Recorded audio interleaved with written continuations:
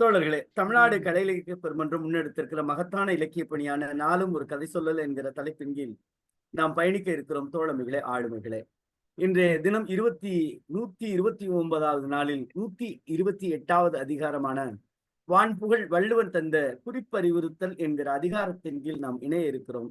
தோழமைகளே, ஆளுமைகளே, இன்றைக்கு நம்மோடு முற்றோதல் செய்வதற்காக விழுப்புரம் மாவட்டம் பரம்பை, இப்படி விழுப்புரம் சொன்னாவே ரொம்ப மகிழ்ச்சி அடைகிறது எங்க நாகராஜன் ஐயா தான்.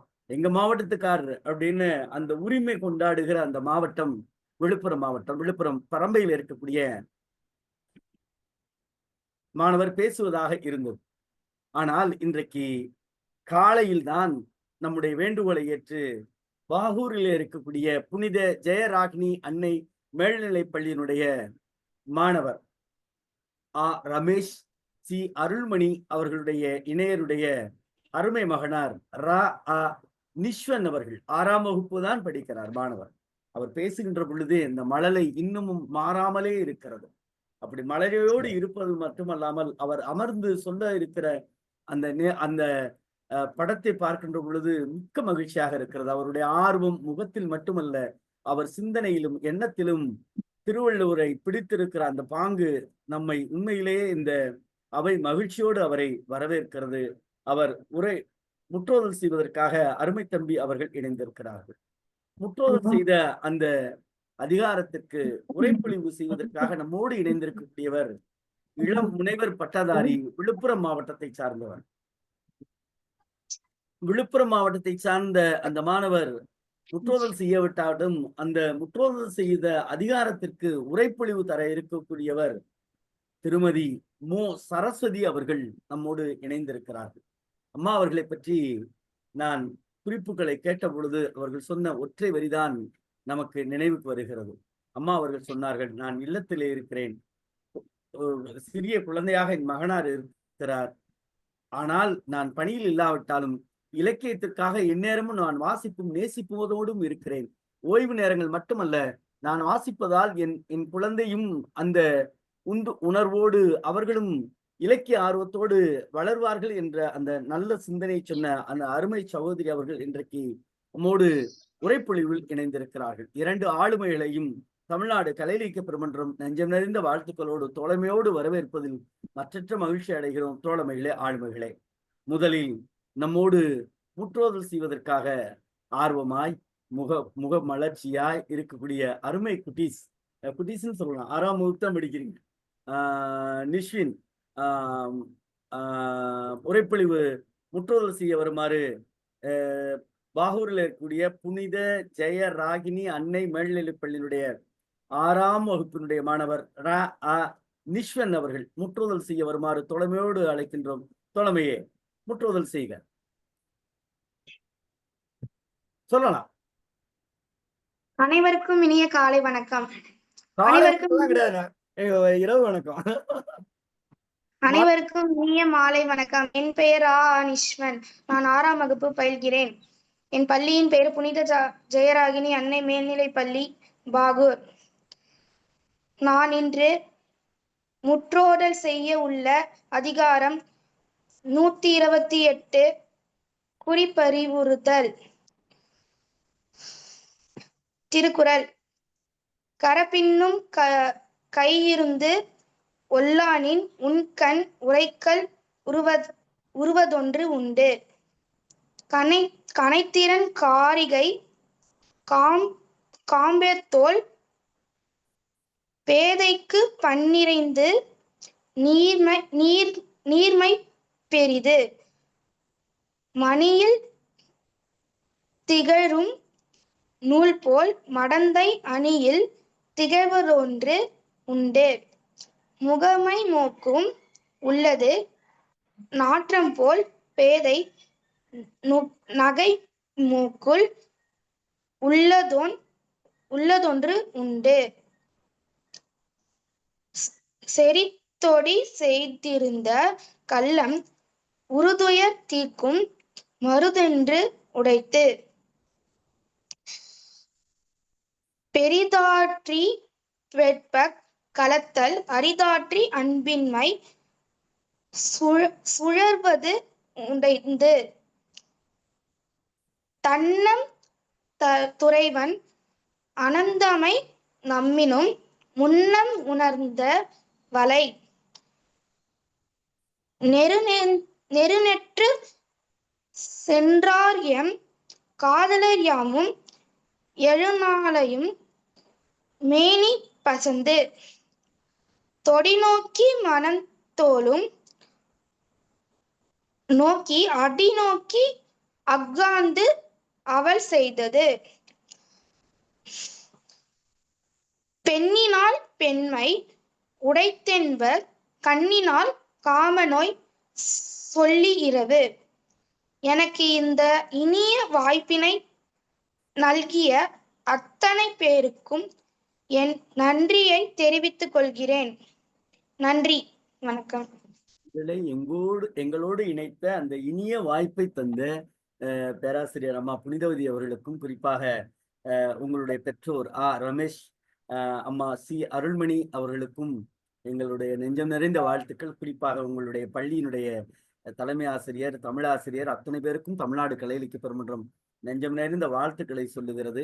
குறிப்பாக நீங்கள் தரையில் அமர்ந்து சொல்லுகின்ற பொழுது வள்ளுவனே சொல்லுகின்ற அந்த சிந்தனை தான் எங்களுக்கு இருந்தது. மிக்க மகிழ்ச்சி, அருமை, முகத்துல மகிழ்ச்சி. நன்றி, வாழ்த்துக்கள். இதற்கு உரை தர வருமாறு அம்மா இளம் முனைவர் திருமதி மு சரஸ்வதி அவர்களை மகிழ்வோடு அழைக்கின்றோம். தோழமையே வருக, உரைப்பொழிவு தருக.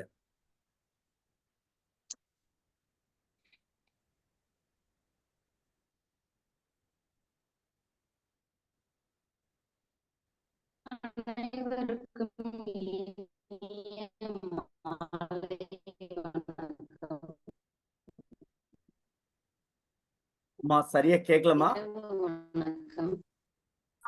கேக்குதுங்களா சார்? கேக்குதுங்களா சார்? ஐயா,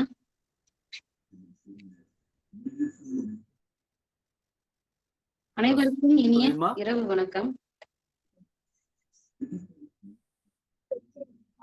கேக்குதுங்களா சார்? கேக்குதுங்களா சார்? சரஸ்வதிமா கேக்குதுங்களா சார்? இப்ப கேக்குதுமா, சொல்லுமா. இப்ப கேக்குதுமா, ஆரம்பிமா. அனைவருக்கும் இனிய இரவு வணக்கம். தமிழ்நாடு கலை இலக்கிய பெருமன்றம் நாளும் அதிகாரம் இந்த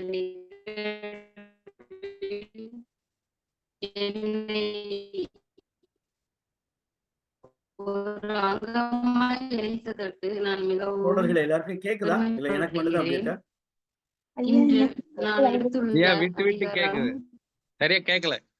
குறிப்பு அறிவுறுத்தல். அம்மா அம்மா அம்மா நீங்க இன்னும் கொஞ்சம் உங்களுக்கு இணையம் கிடைக்கிற இடத்துல உட்காருங்கம்மா, ப்ளீஸ்மா. நீங்க வீடியோ ஆன் பண்ணாட்டா கூட பரவாயில்ல, நெட் கிடைக்கிற இடத்துல உட்காருங்கம்மா. இந்த குறிப்பு அறிவுறுத்தல் என்னும்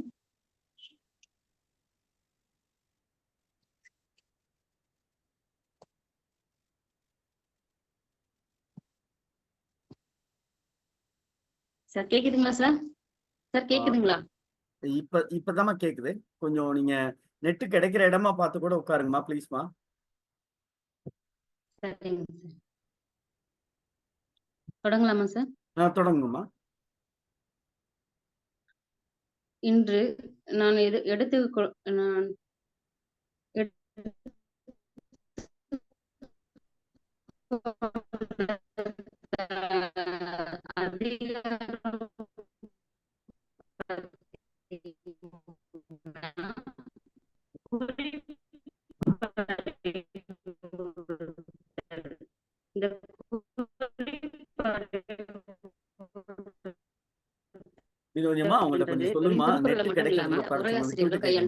சங்க பாண்டு வகையாக பிரிச்சிருக்காங்க. சகிதியாக காணப்பட்டுள்ளது.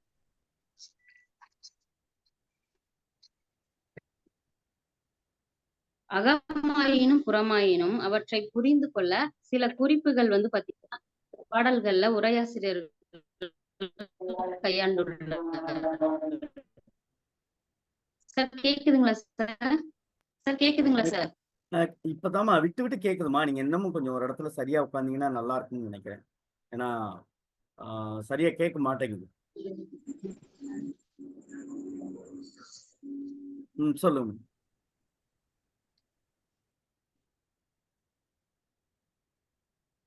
சங்க இலக்கியங்கள்ல பாத்தீங்கன்னா பாடல்கள்ல இந்த குறிப்பு அறிவுறுத்தல் அப்படின்றது மிகுதியான பாடல்கள்ல காணப்படும். குறிப்பு பொருள் இல்லாத இலக்கியங்கள் அரங்கில் இடம் பெறாதவை அப்படி என்று சொல்றாங்க. குறிப்பு பொருள் என்னும் தத்துவத்திற்கு பெருமை தருவனவாக நன்னூலார் என்ன சொல்றாருன்னா உள்ளுரை இறைச்சி அப்படின்ற சொல்ல பயன்படுத்துறாரு. அதாவது உள்ளுரை என்னன்னா குறிப்பு பொருள் வந்து பாத்தீங்கன்னா மறைஞ்சி இருக்கும். இறைச்சி அப்படின்னா குறிப்பு பொருள் வந்து பாத்தீங்கன்னா வெளியே விடை வந்து உணர்ற மாதிரி வெளியே வந்து அந்த பொருள் வந்து விளங்குற மாதிரி இருக்கும். அதே மாதிரி பாத்தீங்கன்னா தொல்காப்பியர் வந்து பாத்தீங்கன்னா இந்த குறிப்பு பொருள் அப்படின்றதுக்கு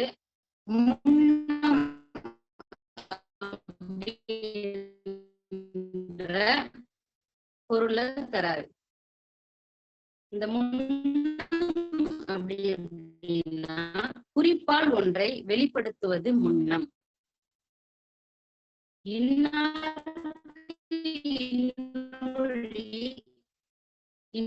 இன்னது பயக்கும் எனும் முன்னம் தருவது முன்னம் ஆகும். இத்தன்மை கொண்டவருக்கு இவ்விடத்தில் இன்னது விளையும் என்னும் முன்னம் அப்படின்னு சொல்றாங்க. மனதில் தோணும் எண்ணங்கள் வந்து பாத்தீங்கன்னா வெளி சொல்றாங்க முன்னம். ஐயா விட்டு விட்டுதான் கேக்குது. நெட்வொர்க் கிடைக்கிற இடத்துல தான் சார் உட்காந்துட்டு இருக்கேன்.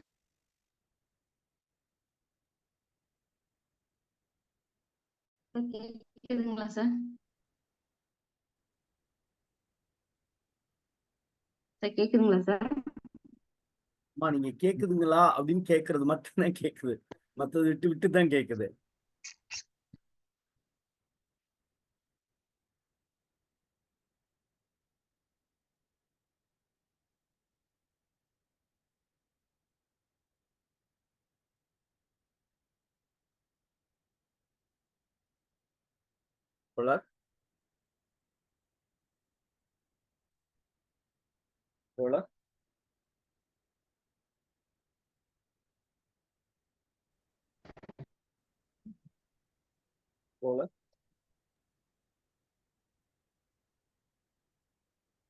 சரஸ்வதி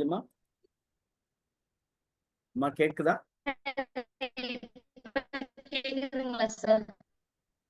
அம்மா சார் இப்ப கேக்குதுங்களா சார்? இப்ப கேக்குதுங்களா சார்? பேசுங்க பேசுங்க.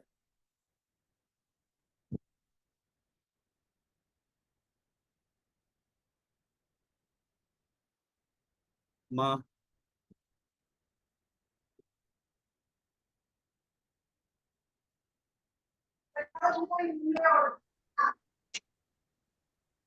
கேக்குதுங்களா சார்? அம்மா பேசுங்கம்மா பேசுங்கம்மா.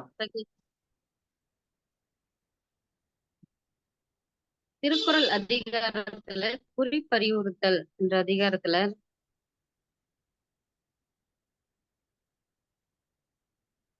தன்னுடைய மனதில் தோன்றிய எண்ணங்களை வெளிப்படையா சொல்லாம குறிப்பால் தலைவனாக இருந்தாலும் சரி, தோழியாக இருந்தாலும் சரி, தலைவியாக இருந்தாலும் சரி, குறிப்பால் வந்து உணர்த்துவதை பத்தி தான் வந்து சொல்றாங்க.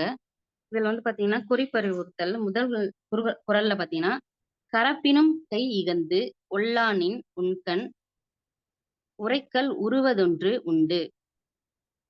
அதுக்கு என்ன சொல்றார் திருவள்ளுவர் பாத்தீங்கன்னா நீ மறைத்தாலும் அதனை மீறி உன் மையுண்ட கண்கள் ஏதோ ஒன்றை சொல்லுகின்றன அப்படின்னுட்டு தலைவன் வந்து குறிப்பால தலைவி அறிவுறுத்துறா.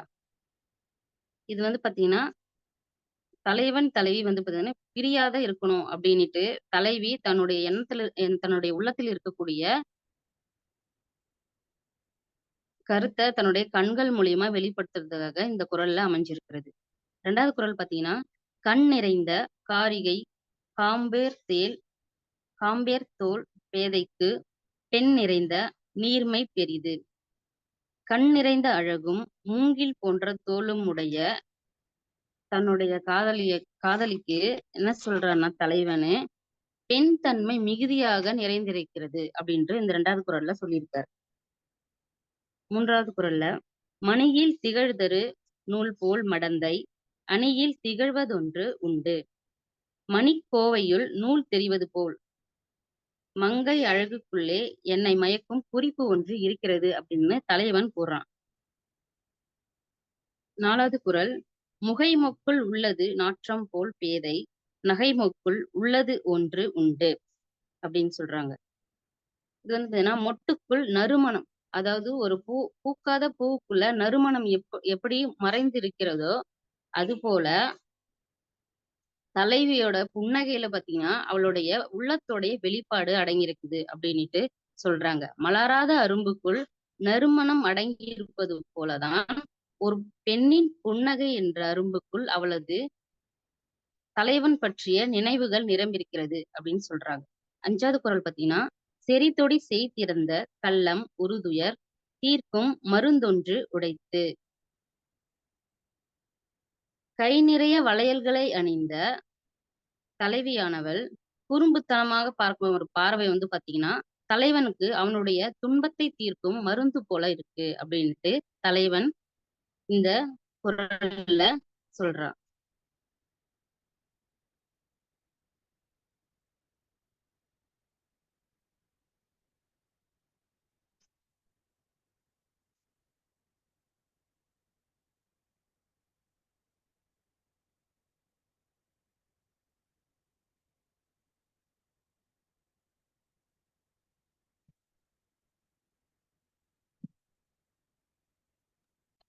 கேக்குதுங்களா சார்? கேட்கல. சார் கேக்குதுங்களா சார்? நெட்வொர்க் எல்லாம் கட் ஆயிடுச்சோ சார்? இப்பதாம்மா கேக்குது.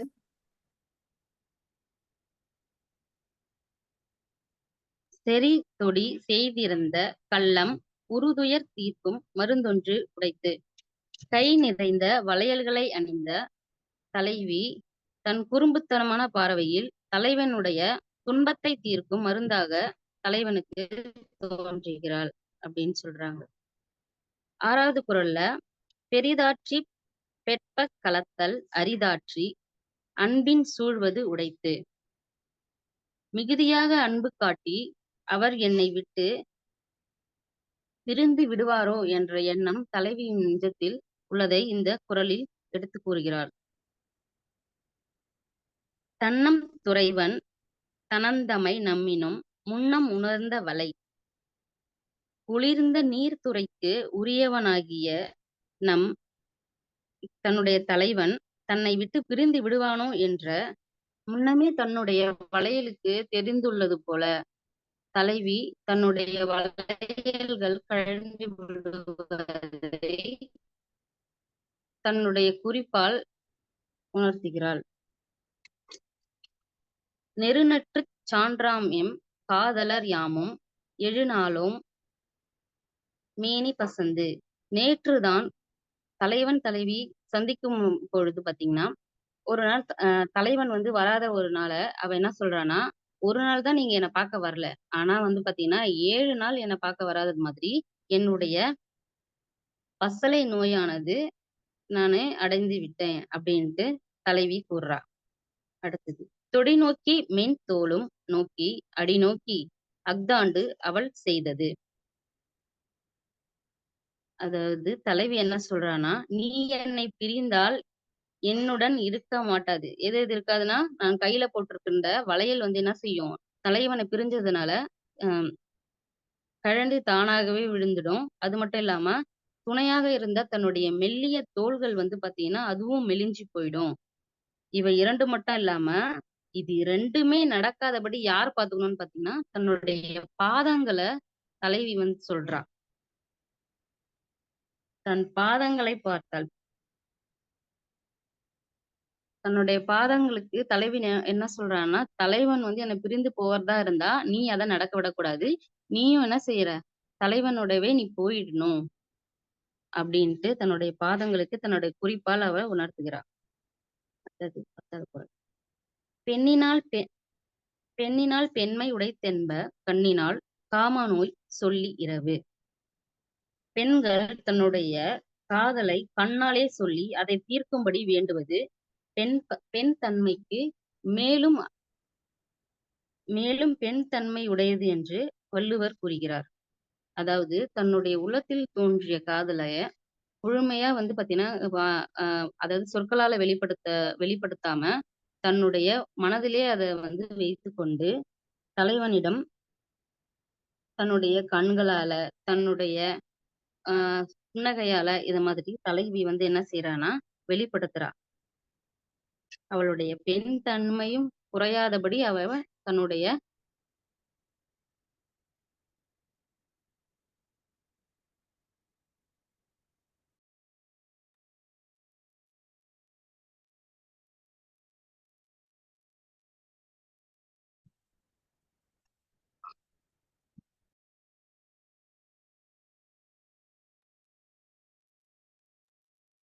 கேக்குதுங்களா சார்? கேக்குதுங்களா? அதான் தன்னுடைய காதல் நோயை பாத்தீங்கன்னா கண்ணாலே சொல்லி அதை தீர்க்கும்படி வேண்டுவதாக இந்த குறள்ல அமைந்துள்ளது. நன்றிங்கய்யா.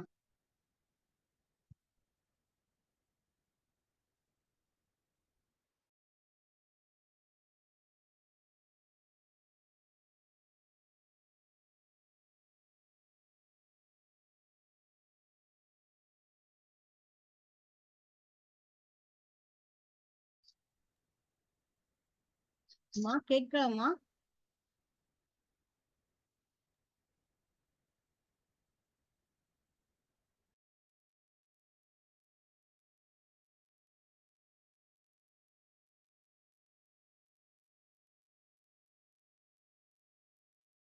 சார் கேக்குதுங்களா சார்?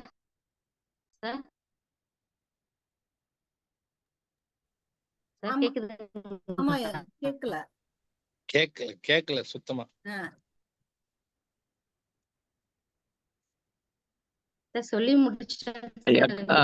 கருமுருகன் ஐயா அவங்க முடிச்சிட்டாங்க. உரைப்பொழிவு கூறிய தோழிக்கு நன்றி. பின்னூட்டம் சாத்தூர் கணேசன் தோழர்.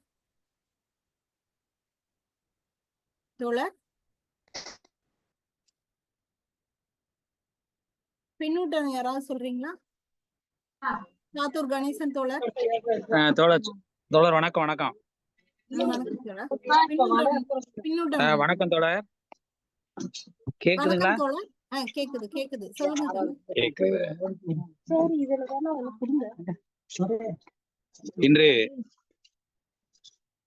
ஒரு அருமையான அதிகாரம் குறிப்பு அறிவுறுத்தல். இந்த அதிகாரத்தை முற்றோதல் செய்த மாணவனுக்கு பாராட்டுக்கள், வாழ்த்துக்களை, வணக்கத்தை தெரிவித்துக் கொள்வோம். அதேபோல் உரைப்பொழிவு நிகழ்த்திய அம்மா சரஸ்வதி அவர்களுக்கு இணையம் பல வழிகளில் தொந்தரவு கொடுத்து அவர்களை சரியாக சொல்ல விடாமல் செய்து விட்டது. இந்த இணையத்துல நம்ம இணையத்துல இது ஒரு சிக்கல் எல்லோருக்குமே வந்துருது. அந்த வகையில இருந்தாலும் அவர்கள் எல்லா விதமான அந்த துன்பத்தை எல்லாம் தாங்கி கொண்டு இந்த நிகழ்த்தினார்கள். அவர்களுக்கு நம்மளுடைய வாழ்த்துக்களையும் பாராட்டுக்களையும் தெரிவித்துக் கொள்வோம்.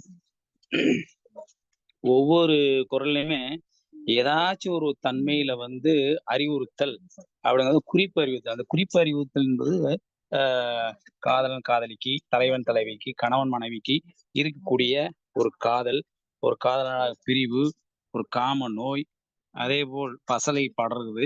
இதை ஒவ்வொரு குறளிலுமே ஒரு அந்த குறிப்பாக சொல்லக்கூடிய தன்மையில தான் இருக்கிறது. அந்த குறிப்பை உணர்ந்ததான் அவங்களுக்குள்ள அந்த காதல் எப்படி இருந்தது அப்படின்னு சொல்ற மாதிரி இந்த குறளை 10 குறளுமே அப்படி கொண்டு போறாங்க. முதல் குறள்ல வெளியில் சொல்லாம மறைக்க பார்த்தாலும் எல்லாத்தையும் மறைச்சு பார்த்தா கூட அதை அந்த தடைகளையெல்லாம் கடந்து அவளுடைய விழிகள் அந்த குறிப்பை உணர்த்தி விடுகிறது. உன்னிடத்துல காதல் இருக்கு, நீ பிரிஞ்சு போகாத அப்படின்னு சொல்ற மாதிரி அந்த முதல் குறள் அமைந்து விடுகின்றது. அடுத்த பார்த்தீங்கன்னா, கண்ணிறைந்த காரிகை காம்பேர் தோட் பேதைக்கு பெண் நிறைந்த நீர்மை பெரிது அப்படின்னு சொல்றாங்க. அதாவது கண் நிறைந்த அழகான கண்களை உடைய அந்த தலைவி, மூங்கில் போன்ற தோள்களை உடையவள், என் காதலிக்கு பெண்மைத்தன்மை நிறைந்து விளங்குகிறது இயல்பாக உள்ளது. அப்ப அவனுடைய பெண்மைத்தன்மை இருக்கு அப்படின்னா, கண்ணிறைந்த காரிகை காம்பேற்போ இதெல்லாம் வந்து கண்ணு பார்த்தீங்கன்னா அழகான கண்ணு தான், அவ்வளவு அழகான பெண்மணி தான். அவருடைய தோளுமே வந்து சிறந்த திடமான தோள்களை உடைய பெண். அப்படிப்பட்ட பெண்ணுடைய ஒரு பிரிவை சொல்றது வந்து அந்த தோள்கள் சொல்லிவிடுகிறது. அந்த குறிப்பை அந்த தோள்கள் வந்து குறிப்பாக உணர்த்தி விடுகிறது. அடுத்ததாக, மணியில் திகழ்தரு நூல் போல் மடந்தை அணியில் திகழ்வதொன்று உண்டு அப்படின்னு சொல்றாங்க. இப்ப வந்து ஒரு மணி கோர்த்திருக்கோம். அந்த மணி கோர்த்திருக்கும் போது அதை வந்து பாசி மணியாக இருக்கலாம், இல்லாட்டா தங்கத்தினுடைய மணிகளாக இருக்கலாம், இல்லை முத்துகளாக இருக்கலாம். அதை கோர்க்கும் போது அந்த நூல் வந்து அதோட சேர்ந்து இருக்கும்ல, அந்த நூல் இருக்கிற மாதிரி காதலுடைய அந்த அழகினுக்குள்ளேயே விளங்குவதால் அதையே ஒரு குறிப்பாக சொல்லு மாதிரி இதை இணைச்சிருக்காங்க. அதாவது மணியாரத்திற்குள் மறைந்திருக்கும் நூலை போல் இந்த மடந்தையின் அழகுக்குள்ளே என்னை மயக்கும் குறிப்பு ஒன்று உள்ளது அப்படின்னு சொல்ற மாதிரி வள்ளுவர் சொல்றாரு, ஐயா சொல்றாங்க.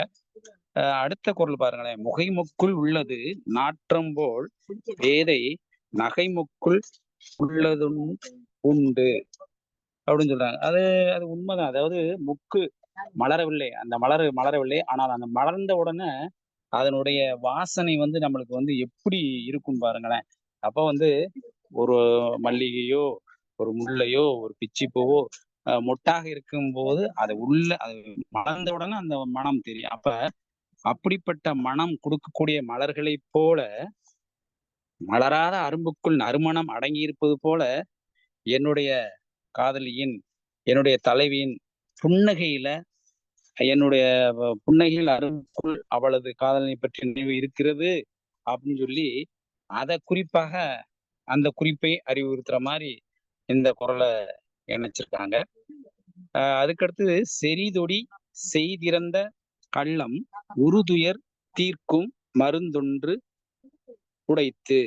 இது ஒரு அருமையான ஒரு குறள்.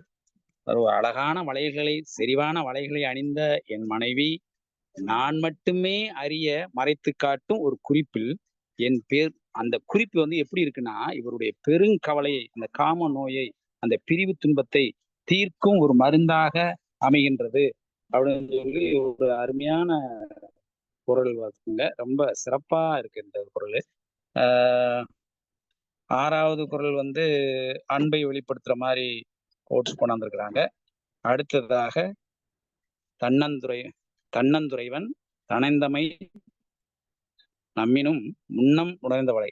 அதாவது இந்த பிரிவு துன்பம், இவர் பிரிஞ்சு போற ஒரு என்னுடைய தலைவன் இருக்கிறாரு, அவர் நம்ம பிரிக்க போறாரு நம்ம அப்படின்னு சொல்லக்கூடிய தன்மைய இவருக்கு வந்து முன்னாடியே அவளுடைய வளையல் வளையல் எப்படி காட்டும்?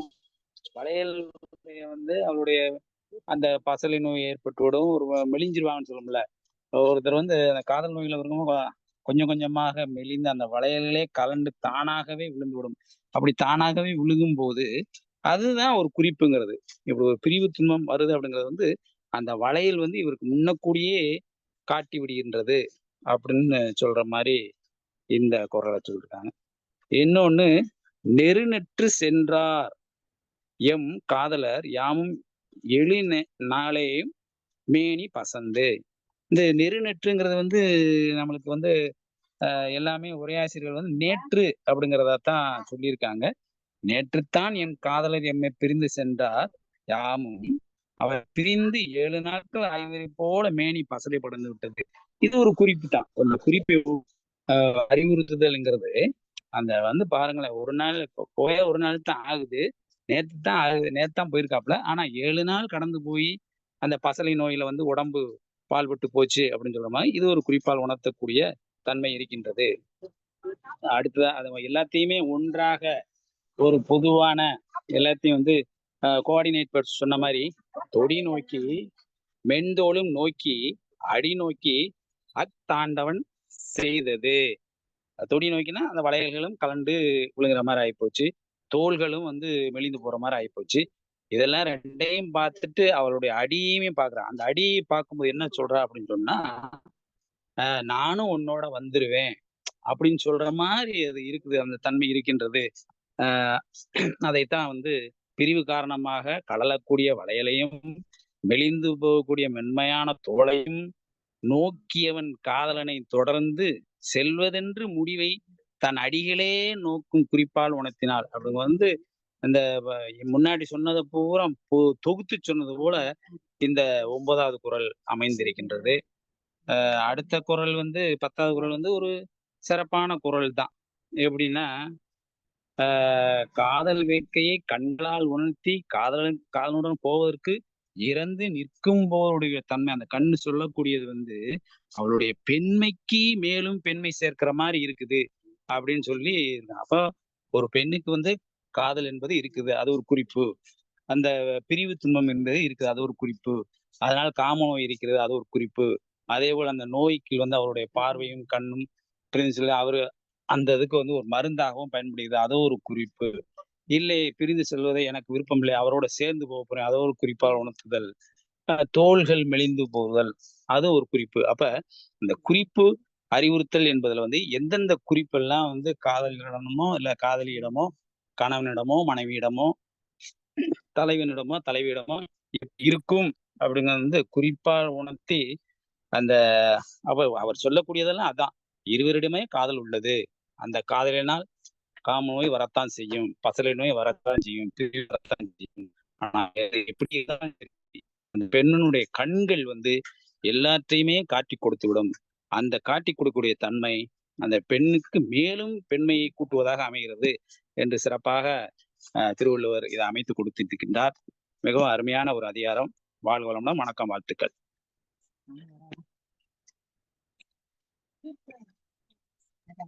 நன்றி தோழமையே, மிக்க மகிழ்ச்சி.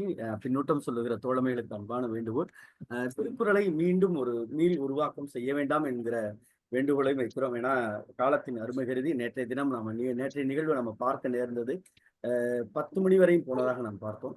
அதனால குறிப்பிட்ட காலம், ஏன்னா நம்முடைய நிகழ்ச்சி என்பது வலையொலியில் ஒளிபரப்பப்படுகின்ற பொழுது ஒரு 60 நிமிடத்திலிருந்து 70 நிமிடத்துக்கு இருந்தால் மட்டுமே அதை பார்வையாளர்கள் பார்ப்பதற்கு வசதிப்படும்.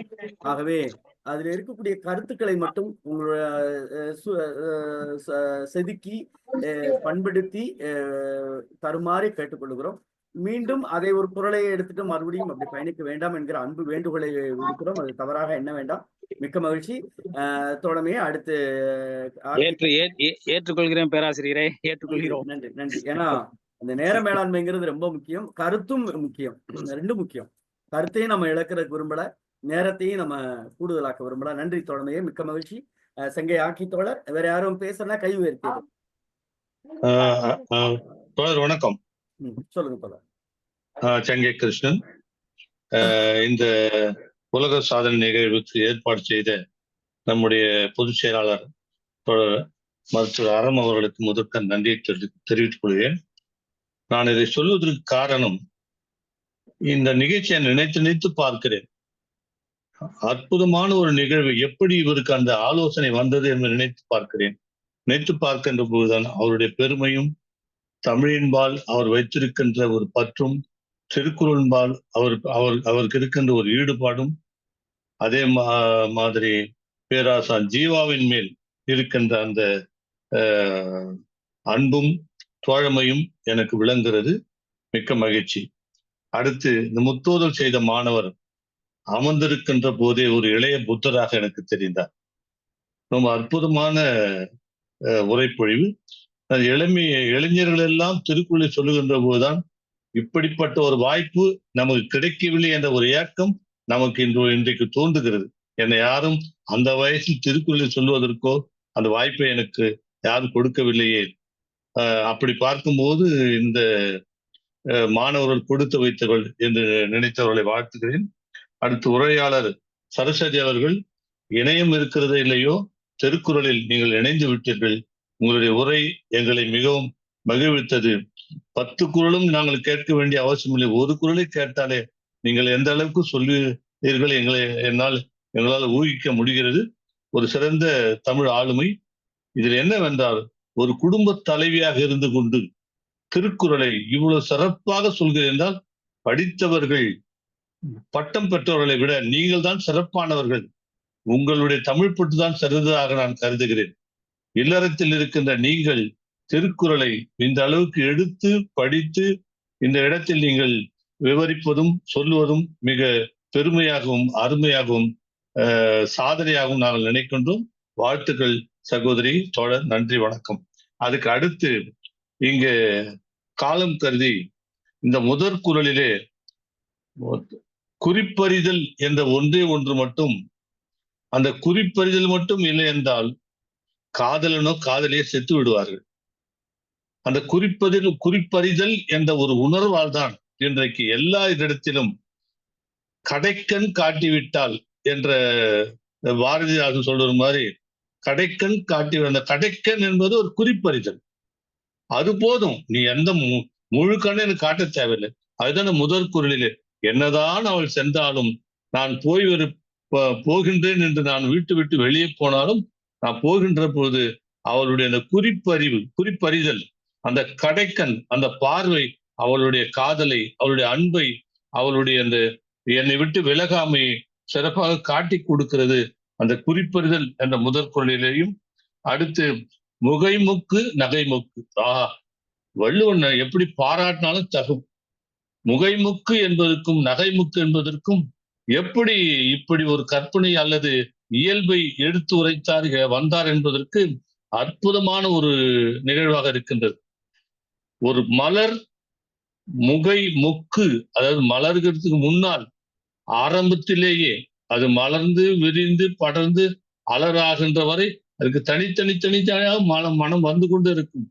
அந்த முகை முக்கு அப்படிப்பட்டு வருகின்ற அந்த வாசனை என்பது இவளுடைய நகை மூக்கு, அந்த புன்சிரிப்பால் காட்டுகின்ற அந்த மகிழ்ச்சியால் இதழ்கள் விரியாமல் சாதாரணமாக அந்த ஒரு குறுநகை அதுல காட்டுகின்ற அந்த அன்பு இருக்கிறதே, அதை என்னால் புரிந்து கொள்ள முடிகிறது. அது மலராத அரும்பினுள் மனம் அடங்கி இருத்தல் போல இவருடைய புன்முறுவல், அந்த புன்முறுவல் என்பதுதான் இங்க அடிப்படையான ஒன்று. முழுமையாக அவள் சிரிக்கவில்லை. அந்த புன்முறுவல் என்பது அந்த உதட்டிலே ஏறக்குறைய ஒரு கால்பாகம் தான் அது பயன்படும். அந்த புன்முறுவல் என்பதிலே அவன் முழுமையாக தெரிந்து கொள்கிறான் அவளை. அப்படி அந்த புன்முறுவல் என்பது நகைமுக்குள் உள்ளது ஒன்று உண்டு, ஏதோ அதில் இருக்கிறது. அந்த அந்த அந்த அந்த சரிய அந்த புன்னகையில், அந்த சிரிப்பினுடைய கடைசியில், அந்த சிரிப்பினுடைய மிச்சத்தில் ஏதோ ஒன்று என்னை மகிழ்விக்கிறது, ஒரு நம்பிக்கை கொள்ள செய்கிறது என்பதை இந்த தலைவன் உணர்வது என்பது வள்ளுவனுடைய மிகச்சிறப்பு. அதற்கு அடுத்து இந்த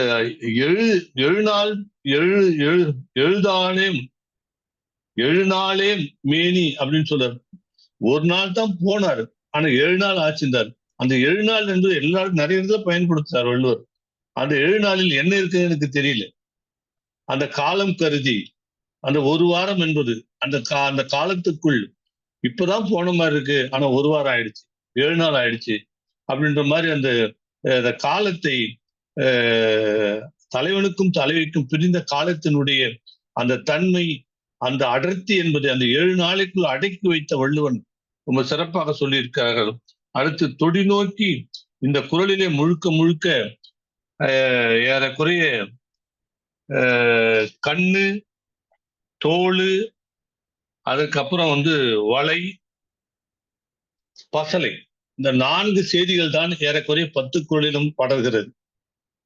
வள்ளுவன் ரொம்ப அழகாக இந்த இடத்துல தொடி நோக்கி மென்தோளும் நோக்கி அடி நோக்கி நான் அவளுடைய வலையை பார்க்கிறேன், நெற்றியை பார்க்கிறேன், கண்களை பார்க்கிறேன், மெல்லியதாக சிரிக்கின்ற அந்த புன்னகையை பார்க்கிறேன், கழன்று ஓடுகின்ற அந்த வலையை பார்க்கிறேன், கடைசியாக அவருடைய கால்களை பார்க்கின்றேன். இதுவெல்லாம் என்ன சொல்கிறேன் என்றால், என்ன இருந்தாலும் நீ போகின்ற போது உன்னுடனே வருவதற்கு நான் தயாராக இருக்கிறேன், வா என்று ஒரு அசைவு சொன்னால் போதும், நான் உடன்போக்குக்கு தயாராக இருக்கிறேன் என்ற ஒரு அற்புதத்தை அருமையாக ஏதான் சாத்துரார் சொன்னார்.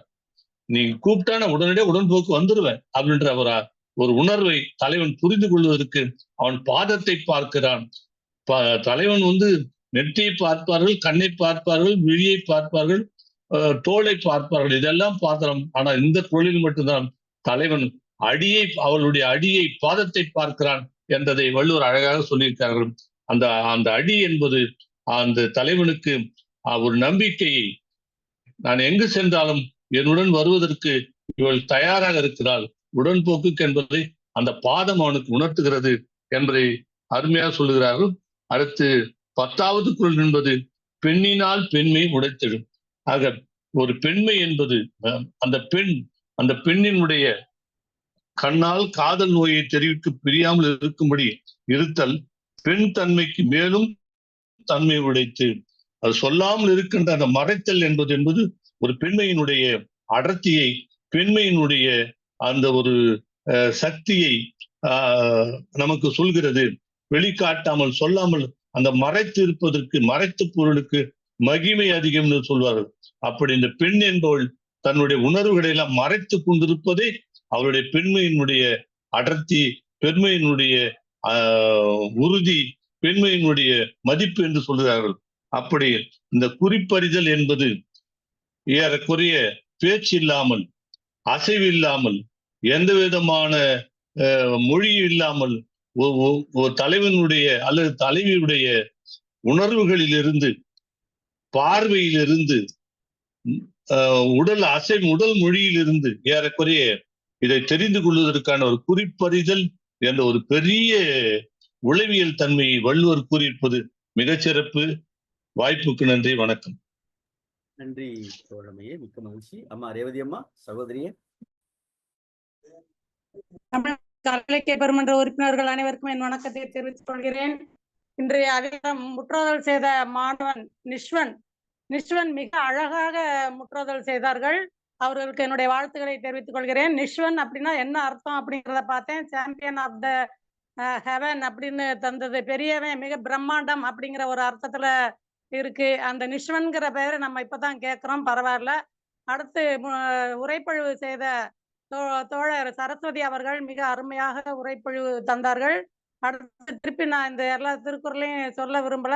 பெண்ணினுடைய சிறப்புகளை எல்லாமே இந்த குறள்ல எல்லாத்தையுமே கொடுக்குறாங்க. முக்கியமாக கண்ணை குறிக்கிறதுனால அதுல நிறைய பாடல்கள் இருக்கு. உன் கண் உன்னை ஏமாற்றினால் என்மேல் கோபம் உண்டாவதே அப்படிங்கிற ஒரு பாட்டு. கண்ணாலே பேசி கூடாதே, காதாலே கேட்டு செல்லாதே அப்படிங்கிற பாட்டு எல்லாமே இருக்கு. அந்த பூ, அந்த முட்டு மனதை இழுத்தடிக்குது மனே, அப்படி மட்டும் வயசை தொட்டு வளைத மீனே அப்படிங்கிற கொடுத்துருக்குறாங்க. அடுத்து மெயினாக இதுல முக்கியமா கண்ணு, தோல் அவர் காட்டுறாங்க. பாதத்தை காட்டுறது அவங்க கூட வந்துடுறேங்கிற மாதிரி இருக்கு. கடைசியில ஆனாலும் அவருடைய சிறந்த பெண் தன்மையை உடையது, கண்களால் அறிவித்து வேண்டுதலால் அது பெண் தன்மையினும் சிறந்த பெண் தன்மையை உடையது அப்படிங்கிற மாதிரி கொடுத்திருக்கிறாங்க. மிக அருமையாக இருந்தது இந்த அதிகாரம். வாய்ப்புக்கு நன்றி. நன்றி தோழமையே, மிக்க மகிழ்ச்சி. பாலாஜி தோழர். அனைவருக்கும் வணக்கம். முற்றோதல் செய்த மாணவர் மிகவும் அருமை. இன்றைய காலகட்டத்தில் தரையில் அமர்வது மரியாதை குறைவு நமக்கு என்கின்ற வேளையிலே இந்த மாணவர் மிகவும் அருமையாக பெரியோர்கள் முன்னிலையில் எப்படி நாம் கீழே அமர்ந்து உட்காருவோமோ அதை போன்று மிக அழகாக அற்புதமாக சொன்னார்கள். உரையாடல் செய்த இணையம் நிறைய பிரச்சனையா இருந்தாலும் அவங்க விடாம சொன்னாங்க. அதுவும் ரொம்ப அருமை. இங்கே ஒரு பதிவை நான் செஞ்சுக்கிறேன். என்னன்னா, ஒரு விழாவுக்கு, ஒரு நிகழ்ச்சி போறோம். அந்த நிகழ்ச்சியில எல்லா உறவினர்களும் கலந்துக்கிறோம், பின்பு பிரிந்து விடுகிறோம். அதை போன்று இந்த நாளும் ஓர் அதிகாரத்தில் இலக்கிய உறவுகளை இன்னும் 5 நாட்களில் பிரிய போகிறோமே என்று நினைக்கும் பொழுது மிகவும் வருத்தமாக இருக்கிறது. எப்படி குறிப்பறிதல் என்று வள்ளுவர் சொன்னார், நீங்க போனா வளையல் கழண்டு விழும், அப்படின்னு சொல்ற மாதிரி தோள்கள் இது பண்ணிடுற மாதிரி நிறைய சொல்லாடல்கள், நிறைய கருத்துக்கள் இன்று கிட்டத்தட்ட 125 நாட்களாக நல்ல செவிக்கு ஒரு இனிய இதுவா இருந்தது. அதை பிரிய போகிறோமே என்கின்ற நினைக்கும் போது உண்மையிலே கொஞ்சம் மனசு வருத்தமா தான் இருக்கு. பின்னோட்டம் செய்கின்ற பிதாமகன்கள், அப்புறம் கருமுருகன் ஐயா, அப்புறம் அறச்செல்வி அம்மா, அப்புறம் நவநீத ரேவதி அம்மா, மற்றும் ஆக்கி ஐயா, அப்புறம் நல்லாசிரியர் நாகராஜன், இவர்கள் அனைவரும் சொல்கின்ற இதுவும் நமது பொதுச் செயலாளர் அவர்கள் எவ்வளவு அருமையாக இனிய இன்முகத்துடன் சொல்ற அந்த பாங்கு யாருக்குமே வரல நமக்கு. ஏன்னா அவர் பெருமைப்படுத்தி சொல்றேன்ல, ஒரு மருத்துவர் எப்படி இன்முகத்தோடு வைத்தியம் செய்தால் அந்த நோய் தீரும் என்பதுக்கு அறிகுறியாக அவர்கள் அருமையாக இந்த இலக்கியத்திலும் தன்னுடைய பங்களிப்பை செய்து கொண்டிருக்கிறார் என்பது நினைக்கும் போது மிகவும் மகிழ்ச்சியாக இருக்கிறது. இன்னும் 5 நாட்களில் பிரிய போகிறோமே என்கின்ற அந்த ஏக்கம் என்னுள் நிறைய இருக்கிறது. எனவே வாய்ப்புக்கு நன்றி கூறி இனியும் இதை போன்ற ஒரு நல்ல இணைய நிகழ்ச்சியை ஏற்பாடு செய்து தரும்படி தமிழ்நாடு கலை இலக்கிய பெருமன்ற இலக்கிய குழுவினருக்கு ஒரு விண்ணப்பமாக வைக்கிறேன். நன்றி, வணக்கம். நன்றி தோழமையே. பிரிவு என்பதை உறவுக்காக தான் கண்ணே அப்படின்னு ஒரு பாடல் வரி தான் நினைவுக்கு வருது. அப்படியெல்லாம் கிடையாது. உலக இலக்கியங்களில் நம்முடைய தமிழ் இலக்கியங்கள் இன்னமும் எண்ணில் அடங்கா. இந்த உலக அது நாட்கள், வருடங்கள், ஆண்டுகள் அதை கணக்கிட முடியாது. இந்த நிகழ்ச்சியை நம்ம பொதுச் செயலாளர் அப்படிதான் கட்டமைச்சிருக்கிறாங்க. இதற்கு ஓய்வு என்பதே கிடையாது. இது தொடர்ந்து பயணிக்கும். நாம் சிறுகதையில தொடங்கி இப்போ திருக்குறளில் இருக்கிறோம், இன்னமும் அடுத்து சிலப்பதிகாரத்துல இருக்கிறோம். வரிசையா பொதுச் செயலாளர் பட்டியல் வச்சிருக்காங்க. ஆனால் இதற்கு ஆங்கில வார்த்தையில சொல்லுதுன்னா இதுக்கு எண்டு கார்டே கிடையாது. இது ஒரு ஒரு ஒரு அறுபடாத மரபு சங்கிலி தொடர் அப்படிதான் நம்ம பார்க்கிறோம். அதனால் பாலாஜியா கவலையே வேண்டாம், நாளும் சந்திப்போம். அதுல ஒரு மாற்று கருத்தும் கிடையாது. அடுத்ததாக நன்றி நன்றி பாலன் அவர்கள். தோழர்களே வணக்கம். முற்றுதல் செய்த மாணவன் ரொம்ப நல்லா சொன்னீங்க. உரையாளர் தோழர் சரஸ்வதி அவங்கள நல்லாவே சொன்னீங்க. நீங்கள்லாம் தொடர்ந்து எங்களுடைய தமிழ்நாடு கலை இலக்கிய பெருமன்றத்தில் தொடர்ந்து பயணிக்க வேண்டும் என்று எல்லோர் சார்பாகவும் உங்களை வேண்டி விரும்பி கேட்டுக்கொள்கிறோம். நல்லாவே சொன்னீங்க. ரொம்ப சுருக்கமாக சொன்னாலும் நல்லா சொன்னீங்க. வாழ்த்துக்கள். இப்போ நம்முடைய இந்த திருக்குறள் அதிகாரத்தில் நான் இன்னைக்கு இந்த அதிகாரத்தை ஒரு 10 முறையாவது அப்படி படித்து கொண்டே இருக்கிற போது இது ஒரு அகத்திணை சார்ந்தது. இதை நாம் அது ஆராய்ச்சியெல்லாம் பண்ண முடியாது போல தோணுது. அதை நம்ம அனுபவிக்கணும் அப்படிங்கிற மாதிரி தான் எனக்கு தோன்றுறது. எல்லா அதிகாரங்களிலுமே நல்ல இலக்கியம் இருக்கு, உவமை இருக்கு, கற்பனை இருக்கு, எல்லாமே அருமையா இருக்கு. அந்த அகத்திணையருடைய அந்த உளவியலை வள்ளுவர் ரொம்ப அழகா சொல்லியிருக்கிறாங்க. இதுல எந்த மாற்று கருத்துமே இல்லை. நான் அதான் எல்லாரும் நம்ம ஆராய்ச்சி பண்ணாம நான் அதை அப்படியே ரசிக்கணுங்கிற மாதிரி தான் நான் கடைசியில எடுத்த முடிவு. இது எல்லாருக்குமே என்னுடைய கருத்தா அது ரசிக்கணும் அப்படிதான் நினைச்சேன். இதை இந்த அதிகாரத்துல பாத்தீங்கன்னா முதல் 5 குறள் பாத்தீங்கன்னா தலைவன் சொல்ற மாதிரி இருக்கு. 6ல இருந்து 10 அடுத்த 5 திருக்குறள் பாத்தீங்கன்னா தலைவி சொல்ற மாதிரி தான் இருக்கு. இந்த முதல்ல பாத்தீங்கன்னா ஒரு 4 குறள்ல ஒரு இடத்துல மருந்துன்னு சொல்லிடுறாரு, மருந்து உடைத்தன்னு. அந்த ஒரு 1ல இருந்து 5குள்ள 4 குறளை பாத்தீங்கன்னா தலைவன் சொல்லும் போது ஒரு விடுகதை மாதிரியே இருக்கு. அந்த ஒன்று உண்டு, ஒன்று உடைத்து அப்படின்னே வருது. ஒரு விடுகதை மாதிரியே சொல்லிட்டு வர்றாரு. அது பின்னால தலைவி சொல்லுகிற போது ரொம்ப தெளிவாகவே இருக்காது. நம்ம ஓரளவு நம்ம அது எல்லாருமே உணர முடியுது நம்மளால.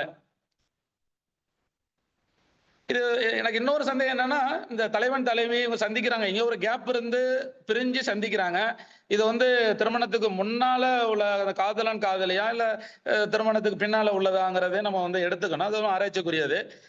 அந்த ஆராய்ச்சிக்குள்ள போக வேண்டாமே எனக்கு தோணுது. இதுதான் நான் இன்னைக்கு எடுத்துக்கொண்டது. அந்த முதல் திருக்குறளை பார்த்தோம்னா அங்க ஒரு கேள்வி வைக்கிறாரு. அந்த உரைக்கல், அந்த உண்கண் உரைக்கல் ஒருவதென்று உண்டு அப்படிங்கிறாரு. அந்த கடைசி குறளுக்கு அதை பதில் சொல்ற மாதிரியே இருக்கு. அந்த பெண்ணினால் பெருமை உடைத்தன்ப கண்ணினால் காம நோய் சொல்லினே அந்த கொண்டாந்து வைக்கிறாரு. அதுல எனக்கு இந்த இடத்துல இன்னொன்னும் தலைவன் சொல்லும் போது ரொம்ப மென்மையா டீசெண்டா சொல்ற மாதிரி இருக்கு. பெண்ணிட்ட வருகிற போது கண்ணினால் காம நோய் சொல்லின்னு வைக்கிறாரு. தலைவன் தலைவியை தான் பிரிஞ்சிருக்கிறாங்க, தலைவியை தலைவனை தான் பிரிஞ்சிருக்கிறாங்க. பட் அந்த காலகட்டத்தில் ஏன் வந்து எல்லா அதிகாரத்திலையும் ஒப்பிட்டு பார்க்கிற போது தலைவியே அதிகமா இருக்கு. இதுல தலைவன் இருந்தாலும் எல்லா இடங்கள்லயுமே தலைவி அதிகமா இருப்பதாகவே நான் உணர்கிறேன். இது கலவியலா இல்ல கற்பியலா அப்படிங்கிறதே ஒரு ஆராய்ச்சிக்குரியதா இருக்கு. ஆனா எல்லா அதிகாரமும் விட இந்த அதிகாரம்ல இது மாதிரி தான் எல்லா அதிகாரமும் இருக்கு. அந்த காமத்துப்பால் அனைத்துமே நம்ம எல்லாருக்குமே என்னுடைய கருத்தோட்டம் வந்து இதை ரொம்ப ரசிக்கணும் அப்படிங்கிற மாதிரி தான் இருக்கு. ஆனா அகத்தினையை வந்து ஆராய்ச்சி பண்ணக்கூடாது அப்படிங்கறதான் என்னுடைய கருத்தோட்டமா இருக்கு. நன்றி தோழர்களே. கேள்வியும் பதிலும் நாயகனாக இருக்கிற பாலனனே வாழ்த்துக்கள். பேராசிரியர் மகாராஜன் ஐயா, ஏன் நீங்க கை உயர்த்தல? எதுவும் நான் கூப்பிட்டதுன்னு நேரம் ஆயிடுச்சுன்னு பாக்குறீங்களா? கொஞ்சம் பேட்டரியில கொஞ்சம் மின்கலம் ரொம்ப கம்மியா இருக்கு, அதனாலதான் பயந்து போய் தொடர்புல வராம இருந்தேன். இல்ல வாங்க வாங்க. கருத்து வந்து எப்பவுமே நிறைய கருத்துக்களை எதிர்பார்க்கணும். சரிங்க சரிங்க. அதாவது இப்ப உரையாளருக்கும் அந்த மாணவர் ரொம்ப அழகாகவே எடுத்துரைச்சாங்க. இனியும் இடையூறு செய்தாலும் நல்ல சிறப்பாகவே அதை நிகழ்ந்தேற்றி வெற்றி பெற செய்தார். உரையாளருக்கு வாழ்த்துக்கள். இப்ப ஐயா பால் ஐயா சொன்னாங்க மணி, அதாவது இது பெண் வந்து திருமணத்துக்கு வயதுக்கு வந்தவங்களா இல்லையா, இல்ல திருமணத்துக்கு அதாவது தலைவி எப்படிப்பட்டவள் அப்படிங்கிற மாதிரி ஒரு கேள்வி ஐயா இப்ப வந்து சொன்னாங்க. அதுக்கு 1273வது குறள்ல ஒரு பதில் இருக்கு.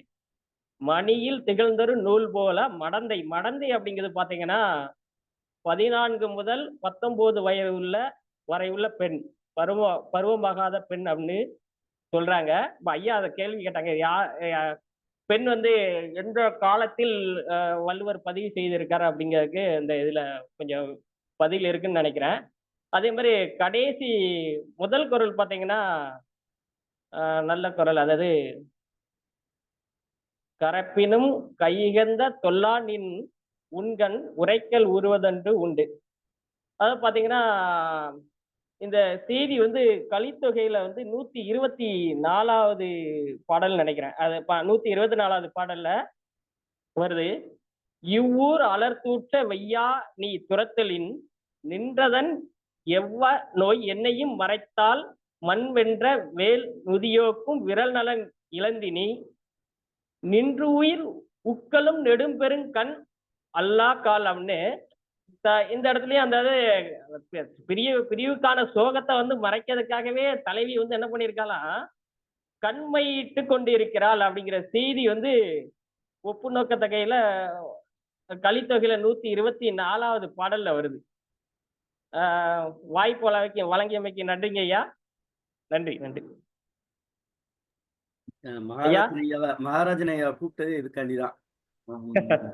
இல்லைங்கய்யா, ரொம்ப 5 பாயிண்ட் தான் இருக்கு, கட்டாயிடக்கூடாது, அதுக்காக தான்.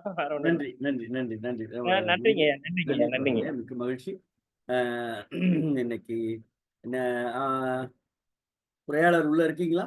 உரைப்பொழிவாளர் இல்லைன்னு நினைக்கிறேன். நன்றி தோழமையே. நிறைவாக நம்முடைய தமிழ்நாடு கலை இலக்கிய பெருமன்றத்தினர் பொதுச் செயலாளர் தோழமை நல்லாசிரியர் இருக்கிறாங்களே, எங்க இருக்காங்க?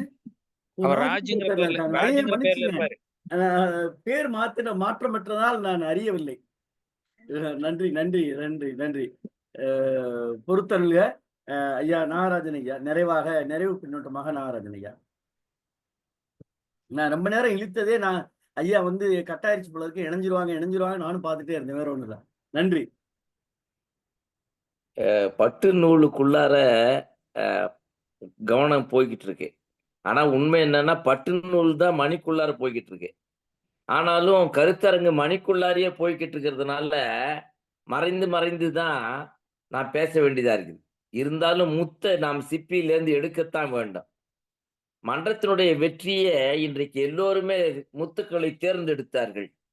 இதுல அதிகமா வைரமணிகளை திரட்டியவர் முத்துக்களை காட்டிலும் சாத்தூரார் இன்றைக்கு வைரமணிகளை அல்லவா திரட்டினார்.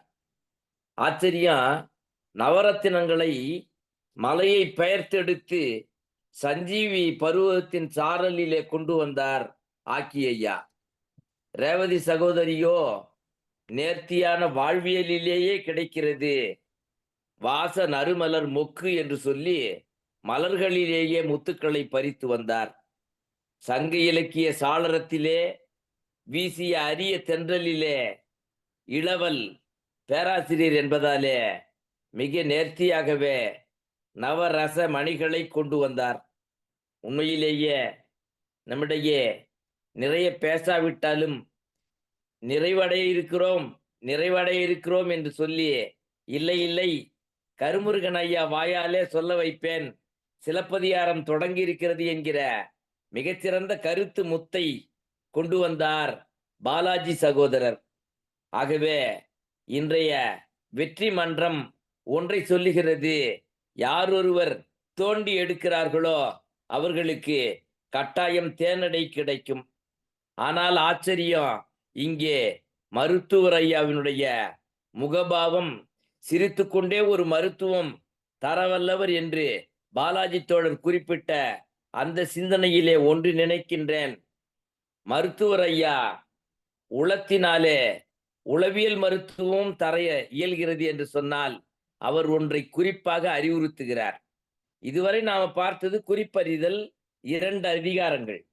ஆனால் இன்றைக்கு பார்க்கிற குறிப்பு அறிவுறுத்தல் களவியலிலேயும் சிறப்பாக கற்பியலிலேயும் இருப்பது. அதே பாலு தோழர் மிக வினயமாக ஒரு வினாவை வைத்து, இது களவியலுக்கா ஆனால் கற்பியலுக்கும் சொல்லலாம் போல் இருக்கிறது என்று சிந்திப்பது போல கருது என்று சொல்லி கருத்தை கொண்டு வரார். கருத்து என்கிற சொல்லுல கருது என்பது இருக்குது. ஆனால் கருது எங்கே இருக்கும்? நல்ல மணி பிடிச்சு பால் முற்றிய நிலையில அது வேரை பார்த்து பூசித்து கொண்டே இருக்குமா. உன்னால் தானே நான் நெல்மணி பிடித்தேன், உன்னால் தானே நான் நெல்லானேன், எனக்குள்ளே பதர் இல்லை, நல்ல நீர் நீதானே, நிலம் அதுதானே என்று வணங்கிக் கொண்டே இருக்குமா.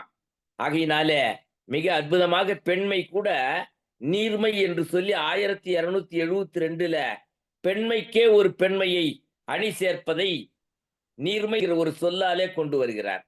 தமிழ் என்றால் நீர்மை எனலாகும் என்கிற வரி உண்மை என்பதை மெய்ப்பித்து காட்டுவது போல திருக்குறள் என்ற அதிகாரம் பறைசாற்றுகிறது. சகோதரர்களே, நடை தளர்வதனாலே நோய் வரலாம், ஆனால் நன்னடை நல்குகின்ற வாழ்க்கையில மிக சிறப்பாக ஒருவனுக்கு ஒருத்தி என்கிற நடை தளராத கோலத்திலே இந்த காட்சிகளை மிக நேர்த்தியாக கொண்டு வருகிறார். என்னதான் இருந்தாலும் மேனி பசலை பூத்து விடுமே, அது ஒரு நாள் மட்டுமல்ல, 7 நாள் பிரிந்தது போல பசலை பூத்து விடும்.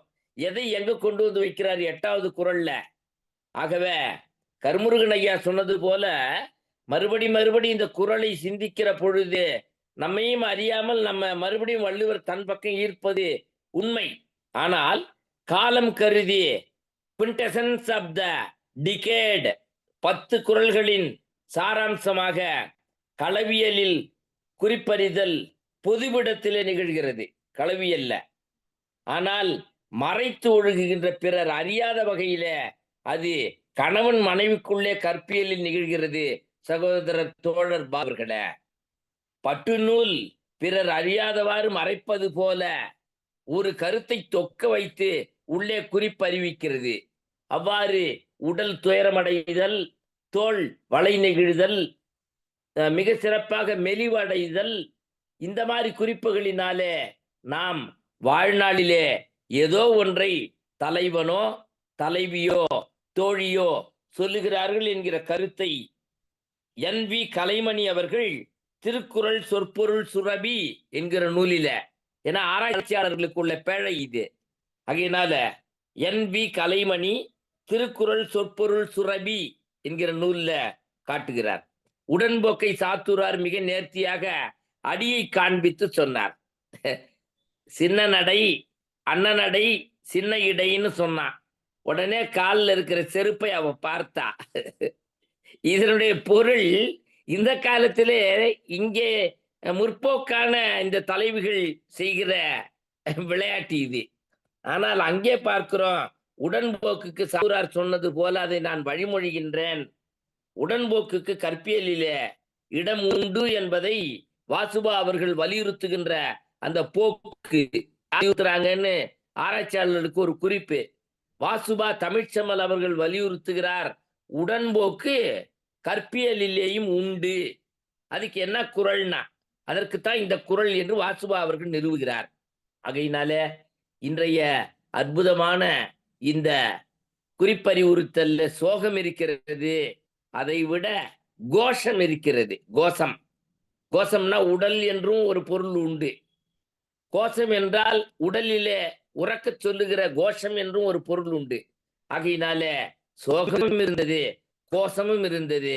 மிக நேர்த்தியாக சரஸ்வதியே வீணை எடுத்து மீட்டியதினால மிக அற்புதமாக இன்றைக்கு வெற்றி பெற்றோம்.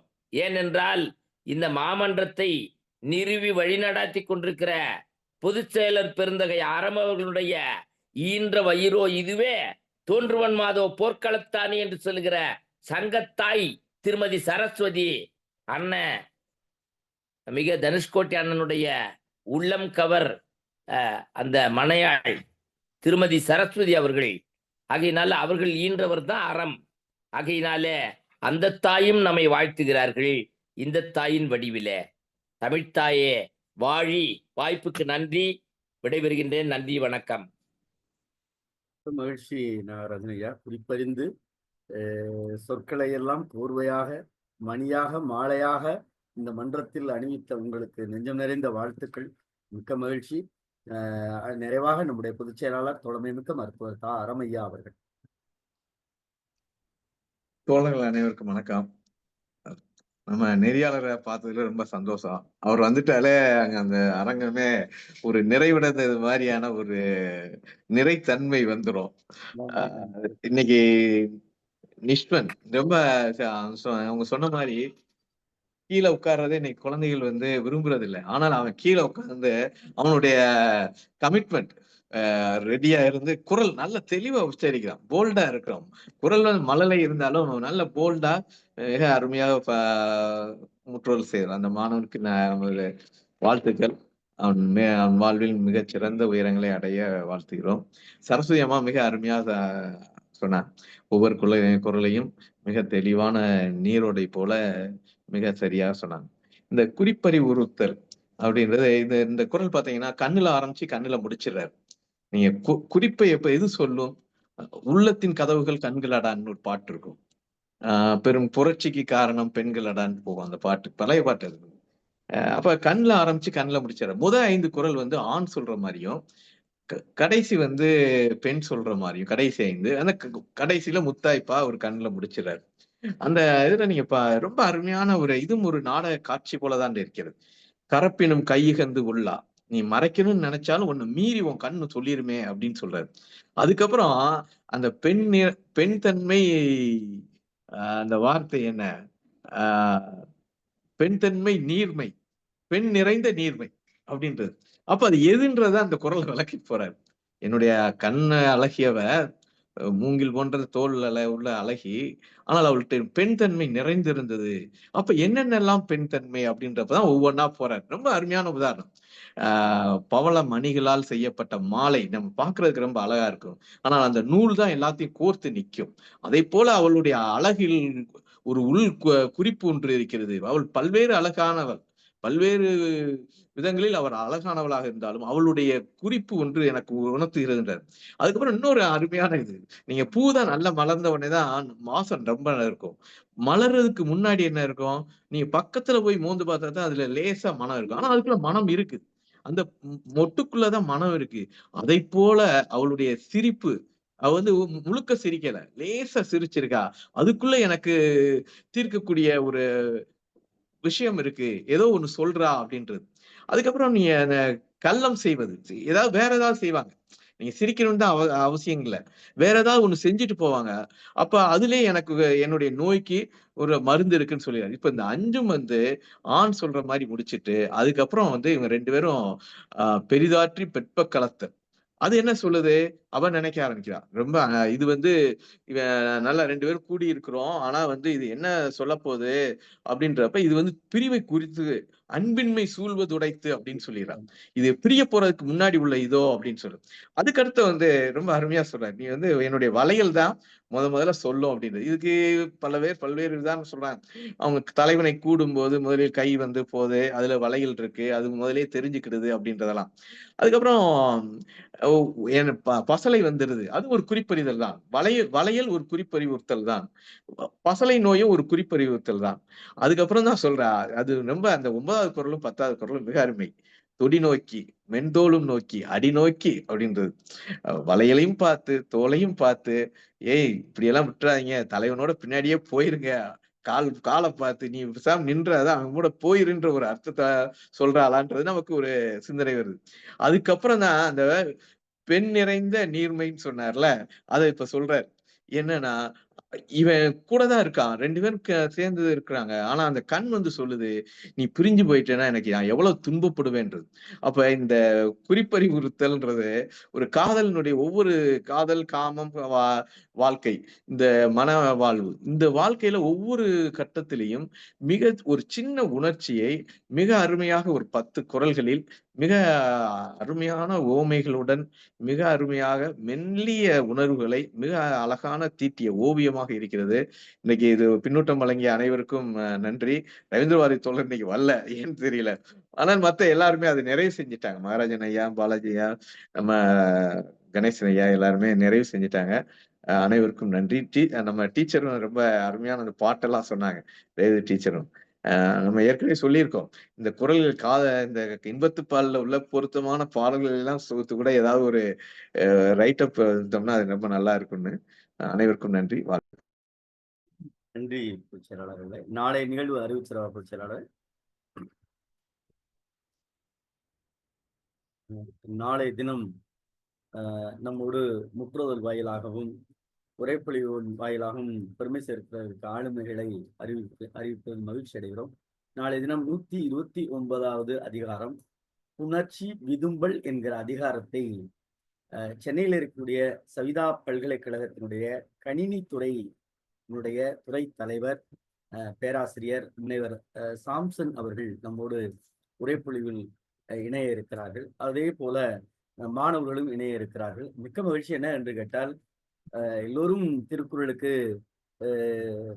எனக்கு தெரிந்த மட்டிலும் தமிழாசிரியர்கள் அல்லது கணித ஆசிரியர்கள் தான் பெரும்பாலும் அதிகமாக பங்கெடுப்பார்கள். ஆனால் நாம் சமீப காலமாக பார்க்கிறோம், அறிவியல் துறை சார்ந்தவர்கள் மட்டுமல்லாது கணினித்துறை சார்ந்த பேராசிரியர்கள் மிகுதியாக இதில் பங்கெடுக்கிறார்கள். அது ஒரு மகிழ்வான செய்தி. குறிப்பாக அழகப்பா பல்கலைக்கழகத்தினுடைய கணிதவியல் துறையினுடைய பேராசிரியர் பழனிசாமி, அழகப்பா பல்கலைக்கழகத்தினுடைய சிண்டிகேட் உறுப்பினர் பழனிசாமி அவர்கள் அடிக்கடி எங்க பேசினாலும் திருக்குறளைத்தான் மேற்கோள் காட்டி பேசுவார். அதுபோல இப்போது புதிய வரவாக பேராசிரியர் சாம்சன் அவர்களும் நம்மோடு இணைந்திருக்கிறார்கள். உண்மையிலே மகிழ்ச்சி அடைகிறோம் தோழர்களே. நாளை தினம் நம்முடைய தோழமைகளை இன்னும் கூடுதலாக இணைத்து கொண்டு பயணிக்க வேண்டிய பொறுப்பும் கடமையும் நமக்கு இருக்கிறது. வரமாட்டேன்னு தான் சொல்லுவாங்க, அது எல்லாருக்கும் இருக்கக்கூடிய இயல்பு. எல்லாரும் சொல்றபடி எல்லாரும் நல்ல விஷயத்துல பயணிக்க ஆரம்பிச்சுன்னா நாட்டுல நான் அடிக்கடி சொல்ற மாதிரிதான், போலீஸ் நிலையம் தேவையில்லை, காவல் நிலையம் இது நீதிமன்றம் தேவையில்லை, எதுவுமே தேவையில்லை. ஆனால் அவர்களை இழுத்து கொண்டு போக வேண்டிய பொறுப்பும் கடமையும் நம்மிடம் இருக்கிறது. குறிப்பாக இந்த நம்முடைய அதிகாரத்திலே இணைந்த ஐயா நாகராஜன் ஐயாவா இருக்கட்டும், மகாராஜன் ஐயா அவர்களாக இருக்கட்டும், இவர்கள் எல்லாம் இந்த நிகழ்ச்சியில் குறிப்பாக இந்த நிகழ்விற்கு முழுமையாக அர்ப்பணித்த பேராசிரியர் புனிதவதி, ஷியாமலா, பேராசிரியர் குருநானக் கல்லூரியுடைய ஷியாமலா அவர்கள், இவர்களெல்லாம் நாம் நினைத்து பார்க்கின்ற பொழுது பெருமை அடைகிறோம். ஆகவே இது போன்ற ஆளுமைகளை இன்னமும் இணைத்து இரவு 8 மணிக்கு, நாளை தினம் இரவு 8 மணிக்கு நாளும் ஒரு அதிகாரம் என்கிற தலைப்பின் கீழ் வான்புகழ் வள்ளுவனது கருத்துக்களை தோழர் ஜீவா அவர்களின் சிந்தனையோடு கரம் பிடித்து இணைந்து நடப்போம். நன்றியும் வாழ்த்துக்களும்.